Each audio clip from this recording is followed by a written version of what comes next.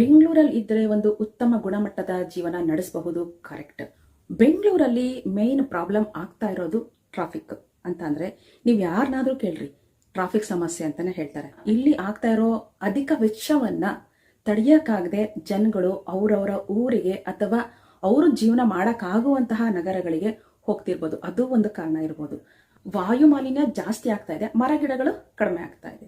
So cool city ಹೋಗ್ಬಿಟ್ಟು hot city ಆಗ್ಬಿಟ್ಟಿದೆ. ಹೌದು, ಬೆಂಗಳೂರು ಒಂದು ಅವಕಾಶಗಳ ನಗರಿಯೇ ಸರಿ, ಆದರೆ ಅದರಿಂದ ಬರ್ತಾರಂತಹ ಒಂದು ಒತ್ತಡ ನಮ್ಮ ಜೀವನವನ್ನ ಹಾಳು ಮಾಡ್ತಾ ಇದೆ ಅಂತ ಕೆಲವರು ಹೇಳ್ತಾ ಇದ್ದಾರೆ. ಅಂದ್ರೆ ಅಲ್ಲಿನ ಪರಿಸ್ಥಿತಿ ಆಗಿರ್ಬೋದು, ವಾತಾವರಣ ಆಗಿರಬಹುದು, ಸುತ್ತಮುತ್ತಲಿನ ಜನರಾಗಿರಬಹುದು, ಅಥವಾ ಮಕ್ಕಳ ವೆಚ್ಚ ಆಗಿರ್ಬೋದು, ಅಂದ್ರೆ ಶಿಕ್ಷಣದ ವೆಚ್ಚ ಆಗಿರ್ಬೋದು, ಮನೆ ಬಾಡಿಗೆ ಆಗಿರಬಹುದು, ಹಲವಾರು ಕಾರಣಗಳಿವೆ ಇದಕ್ಕೆ. ಆರೋಗ್ಯ ಜೀವನ ಮತ್ತು ಸ್ಥಿರತೆಯ ಜೀವನವನ್ನ ಬಯಸಿ ಬೆಂಗಳೂರನ್ನ ಬಿಟ್ಟು ತಮ್ಮ ಸಹಜ ಜೀವನಕ್ಕೆ ವಾಪಸ್ ಮರಳ್ತಾ ಇರೋದಂತೂ ಗ್ಯಾರಂಟಿಯಾಗಿ ಕಾಣಿಸ್ತಾ ಇದೆ ನಮಗೆ. ಇದನ್ನೆಲ್ಲ ನಾವು ನೋಡ್ತಾ ಇದ್ದೀವಿ. Hi friends, welcome back to my channel ಹಾಲೋಹಾದಿ ವ್ಲಾಗ್ಸ್. ಯೂಶುವಲ್ ಆಗಿ ನಾನು ವ್ಲಾಗ್ ಮಾಡ್ತಾ ಇದ್ದೆ. ಇವತ್ತು ಒಂದು ಡಿಫ್ರೆಂಟ್ ಕಾನ್ಸೆಪ್ಟ್ನ ನಿಮ್ಮ ಜೊತೆ ಶೇರ್ ಮಾಡ್ಕೊಳ್ತಾ ಇದ್ದೀನಿ. ಏನಂತ ಅಂದ್ರೆ, ನಮ್ಮ ರಾಜಧಾನಿ ಬೆಂಗಳೂರು ಇದನ್ನ ಬಿಟ್ಟು ಹೊರಗಡೆಗೆ ತುಂಬ ಜನ ವಲಸೆ ಹೋಗ್ತಾ ಇದ್ದಾರೆ. ಒಂದು ಪರ್ಫೆಕ್ಟ್ ಸಿಟಿ, ಒಂದು ಗಾರ್ಡನ್ ಸಿಟಿ ಆಗಿತ್ತು ಬ್ಯಾಂಗ್ಳೂರು. ಜೊತೆಗೆ ಬರ್ತಾ ಬರ್ತಾ ಅದು ಯಾವ ಥರ ಬೆಳವಣಿಗೆ ಆಯಿತು ಅಂತಂದರೆ, IT-BT ಕ್ಷೇತ್ರ ತುಂಬ ಮುಂದೆ ಹೋಗಿ ತಾಂತ್ರಿಕ ನಗರಿ ಅಂತ ಫೇಮಸ್ ಆಯಿತು. ಸೊ ಹಾಗಾಗಿ ತುಂಬ ಜನ ಇಲ್ಲಿಗೆ ಬಂದು ನೆಲೆ ಆಗೋದಕ್ಕೆ ಸಾಧ್ಯ ಆಯಿತು. ಅಕ್ಕಪಕ್ಕದ ಸ್ಟೇಟ್ಗಳಾಗಬಹುದು ಅಥವಾ ಅಕ್ಕಪಕ್ಕದ ರಾಷ್ಟ್ರಗಳ ಆಗಬಹುದು, ಇಲ್ಲಿಂದ ಜನರು ಬಂದು ಬೆಂಗಳೂರನ್ನ ಇಷ್ಟಪಡೋದಕ್ಕೆ ಶುರು ಮಾಡ್ತಾರೆ, ವರ್ಕ್ ಮಾಡೋದಕ್ಕೆ ಶುರು ಮಾಡ್ತಾರೆ. ಇದೆಲ್ಲ ಆಗಿ ಸುಮಾರು ವರ್ಷಗಳ ನಂತರ ಇತ್ತೀಚಿನ ದಿನಗಳಲ್ಲಿ ತುಂಬ ಜನ ಬೆಂಗಳೂರನ್ನ ಬಿಟ್ಟು ಹೊರಗಡೆ ಹೋಗ್ತಾ ಇದ್ದಾರೆ. ಯಾಕೆ ಅನ್ನೋದು ಎಲ್ಲರ ಕ್ವಶನ್ ಆಗಿದೆ. ಇದಕ್ಕೆ ಬೇಕಾದಷ್ಟು ಕಾರಣಗಳಿದೆ.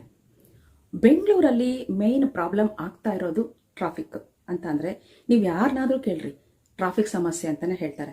ಯಾಕೆ ಅಂತಂದ್ರೆ, ಬೆಂಗಳೂರಲ್ಲಿ ಸಮಸ್ಯೆ ಎಷ್ಟಿದೆ ಅಂತಂದ್ರೆ, ಟ್ರಾಫಿಕ್ದು ಈ ಒಂದು ರೋಡಿಂದ ಪಕ್ಕದೊಳಗೆ ಹೋಗ್ಬೇಕಂದ್ರೂ ½ ಆಗ್ತದೆ.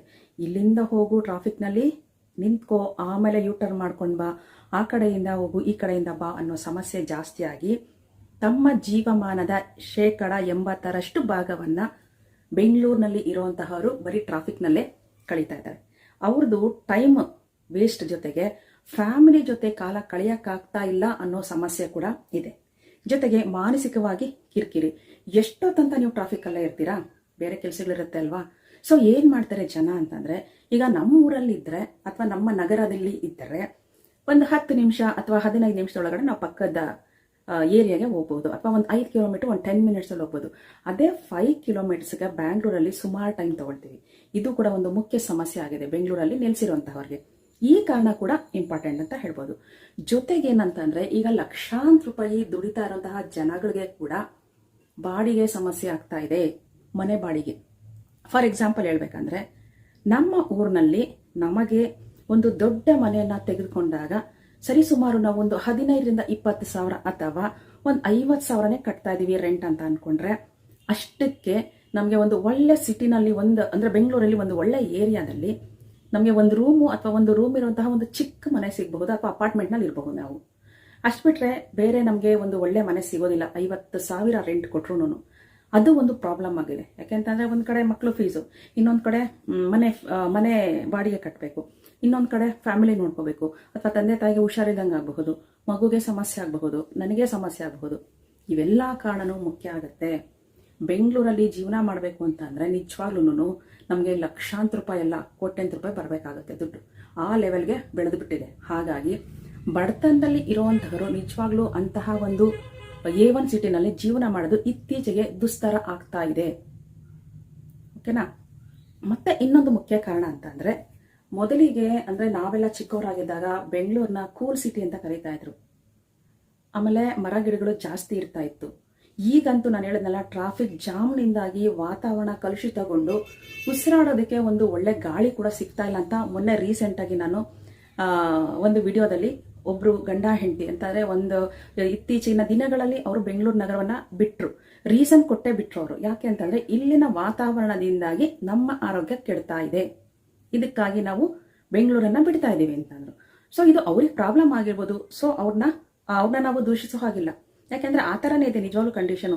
ಈವನ್ ನಾನು ತುಮಕೂರಿನಲ್ಲಿದ್ದೀನಿ. ಆ್ಯಕ್ಚುಲಾಗಿ ಬೆಂಗಳೂರಿಗೆ ಏನಕ್ಕಾದ್ರೂ ಹೋದ್ರೆ ಹೋಗಿ ಬಂದಿದ ತಕ್ಷಣ ನನಗೆ ಏನು ಗಂಟ್ಲು ಕಿರಿಕಿರಿ ಆಗುತ್ತೆ, ಹಾಗೆ ಕೆಮ್ಮು ನೆಗಡಿ ಕೂಡ ಆಗುತ್ತೆ. ಅಲ್ಲಿನ ವಾತಾವರಣದಿಂದ ಅಂದ್ರೆ ಕಾರ್ಬನ್ ಮಾನಾಕ್ಸೈಡ್ ತುಂಬಾ ರಿಲೀಸ್ ಆಗ್ತಾ ಇದೆ. ಹಾಗಾಗಿ ಇದು ಒಂದು ಕಾರಣ ಅಂತ ಹೇಳ್ಬೋದು. ವಾಯು ಮಾಲಿನ್ಯ ಜಾಸ್ತಿ ಆಗ್ತಾ ಇದೆ, ಮರ ಗಿಡಗಳು ಕಡಿಮೆ ಆಗ್ತಾ ಇದೆ. ಸೊ ಕೂಲ್ ಸಿಟಿ ಹೋಗ್ಬಿಟ್ಟು ಹಾಟ್ ಸಿಟಿ ಆಗ್ಬಿಟ್ಟಿದೆ. ಆ ತರ ವಾತಾವರಣದಲ್ಲಿ ಇವಾಗಿನ ಫುಡ್, ಇವಾಗಿನ ಒಂದು ಚಿತ್ರ ವಿಚಿತ್ರವಾದ ಜೀವನದಲ್ಲಿ ಅಲ್ಲಿ ಒಂದು ಒಳ್ಳೆ ಲೈಫ್ನ ಲೀಡ್ ಮಾಡ್ಬೇಕಂತಂದ್ರೆ ಸ್ವಲ್ಪ ಕಷ್ಟನೇ ಆಗ್ತಿದೆ ಅಂತ ನನ್ನ ಅನಿಸಿಕೆ, ಕೇವಲ ನನ್ನ ಅನಿಸಿಕೆ. ಬೇರೆ ಯಾರ್ದನ್ನು ನಾನು ಫಾಲೋ ಮಾಡೋದಿಲ್ಲ. ಹಾಗಾಗಿ ಬೆಂಗಳೂರಿನ ಪಕ್ಕದಲ್ಲಿರುವಂತಹ ತುಮಕೂರಲ್ಲೇ ನಾನು ಜೀವನ ಮಾಡ್ತಾ ಇದ್ದೀನಿ. ಪ್ರತಿ ವರ್ಷದಲ್ಲಿ ಒಂದು 10 ರಿಂದ 15 ಸರಿ ನಾನು ಬೆಂಗಳೂರಿಗೆ ವಿಸಿಟ್ ಆಗ್ತೀನಿ. ಇವನ್ ಅದಕ್ಕಿಂತ ಜಾಸ್ತಿನೂ ಆಗಿರುತ್ತೆ. ನನ್ನ ಎಕ್ಸ್ಪೀರಿಯನ್ಸ್ನಲ್ಲಿ ನಾನು ಹೇಳ್ತಾ ಇದ್ದೀನಿ. ಹಾಗಾಗಿ ಇದು ನನ್ನ ಅನಿಸಿಕೆ ಮಾತ್ರ. ಇನ್ನೊಂದು ಬಹುಮುಖ್ಯವಾದ ಕಾರಣ ಅಂತ ಅಂದ್ರೆ ಮಧ್ಯಮ ವರ್ಗದ ಜನರಿಗೆ ಈ ಜೀವನ ಶೈಲಿ ತುಂಬಾ ಕಷ್ಟ ಆಗ್ತಾ ಇದೆ.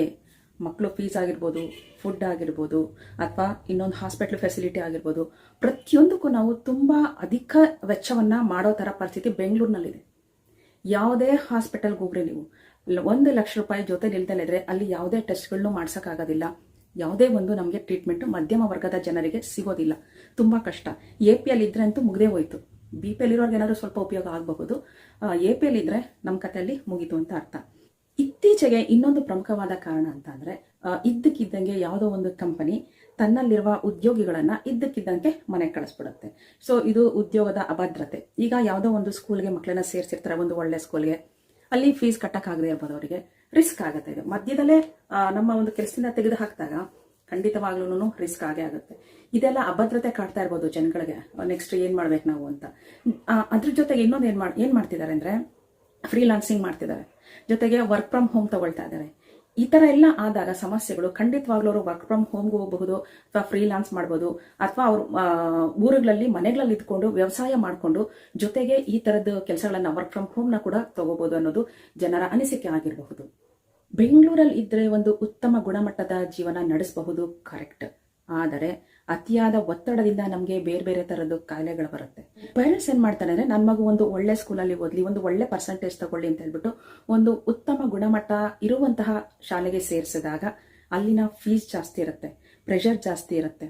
ಹಾಗೇನೆ ಬೇರೆ ಬೇರೆ ತರದ್ದು ವರ್ಕ್ಗಳಿಗೆ ಯಾವುದೋ ಒಂದು ಪ್ರೋಗ್ರಾಮ್ ಆಯ್ತು, ಇವೆಂಟ್ ಆಯ್ತು ಅಂತಂದ್ರೆ ಅದಕ್ಕೆ ಇಷ್ಟು ಫೀಸ್ ಕೊಡಬೇಕು ಅಂತ ಇರುತ್ತೆ. ಇದನ್ನೆಲ್ಲ ಪೇರೆಂಟ್ಸ್ಗೆ ಕೊಡೋದಕ್ಕಾಗ್ತಾ ಇಲ್ಲ. ಜೊತೆಗೆ ಮಕ್ಕಳಿಗೆ ಬರ್ಡನ್ ಆಗ್ತಿದೆ, ಇದೆಲ್ಲನೂ ಒತ್ತಡ ಜಾಸ್ತಿ ಆಗ್ತಾ ಇದೆ.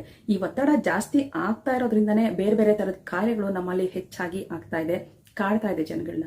ಇದು ಒಂದು ಕಾರಣದಿಂದ ಕೂಡ ನಮ್ಮ ಮಕ್ಕಳು ಚೆನ್ನಾಗಿರ್ಲಿ. ಯಾಕಂದ್ರೆ ಇವಾಗ ಒಂದು ಫ್ಯಾಮಿಲಿಗೆ 10 ಜನ ಮಕ್ಕಳು ಇರೋದಿಲ್ಲ, ಕೇವಲ 1 ಅಥವಾ 2 ಮಕ್ಕಳು ಮಾತ್ರ ಇರ್ತಾರೆ. ಭಯ ಇರುತ್ತೆ ತಂದೆ ತಾಯಿಗೆ, ಏನಾದ್ರೂ ಆದ್ರೆ ಮಕ್ಕಳಿಗೆ ಹೇಗೆ ಅಂತ.